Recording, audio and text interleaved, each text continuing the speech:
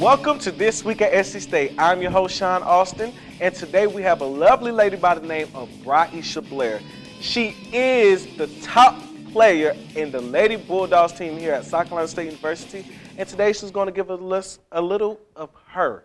So we're going to get to know Blair, so I'm glad to have you here in the studio with us today. Thanks for having me today, Shawn. Well, we're going to jump right into it. So Blair, I would like to know, what began your basketball career?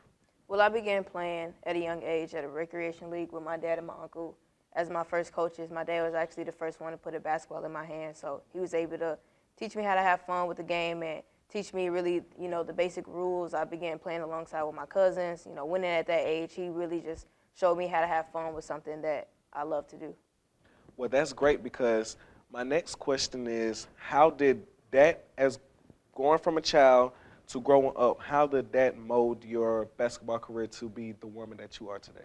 Well, it helped me in many ways. From that point on, I began playing at high school, and he put me in contact with Coach Corey Irvin, which is the head coach at Whitney Young High School, which is known as one of the top basketball schools in Chicago. Very successful winning basketball program. We won championships every year, city championships every year, state championship finals. And it was just a great experience. From there, she was able to teach me about life and the different lessons that basketball could teach you, how to overcome different adversity, conditioning, staying in shape, really molding yourself, making a name for yourself as a young woman. So I was able to enjoy that experience, and from there, I was able to continue at the next level, which she prepared me well for.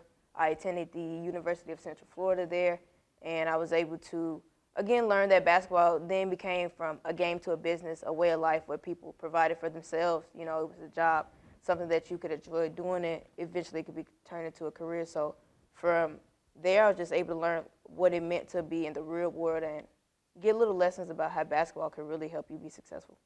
All right, so within your collegiate career, what was the hardest thing that you have went through? I think through my collegiate career, I've had a lot of different obstacles that were not easy for me to get over. I think the first would be me tearing both my ACLs while I was at the University of Central Florida.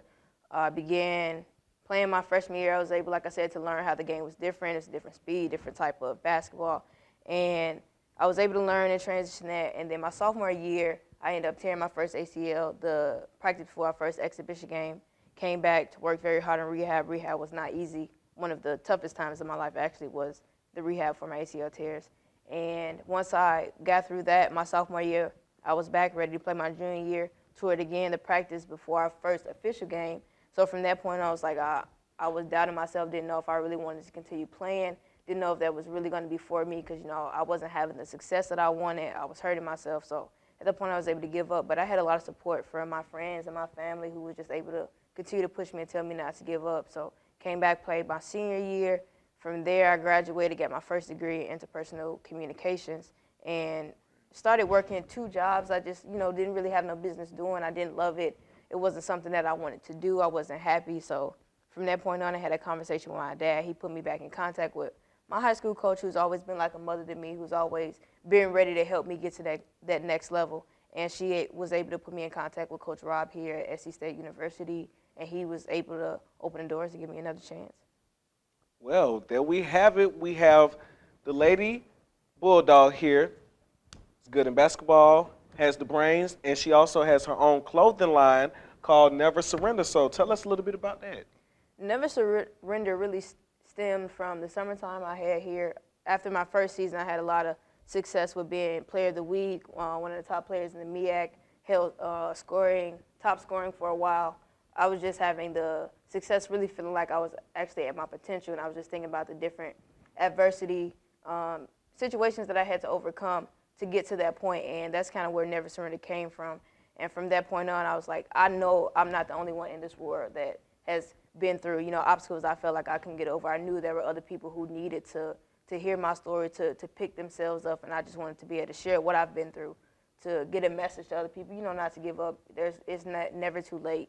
No matter what you go through, there's going to be obstacles, but it's about how you get all those obstacles that help you get to where you're going to get to. So that's really what Never Surrender is about. And I just created, shirts, bands, different apparel options, just to make people feel inclusive, just so they can really adapt the mindset, change their lifestyle, and just, be happier. Well, we just want to thank you here at the studio for stopping by and talking to us and letting us get to know a little bit more about you. So, with that being said, I am your host, Shawn Austin, and this was This Week at SC State.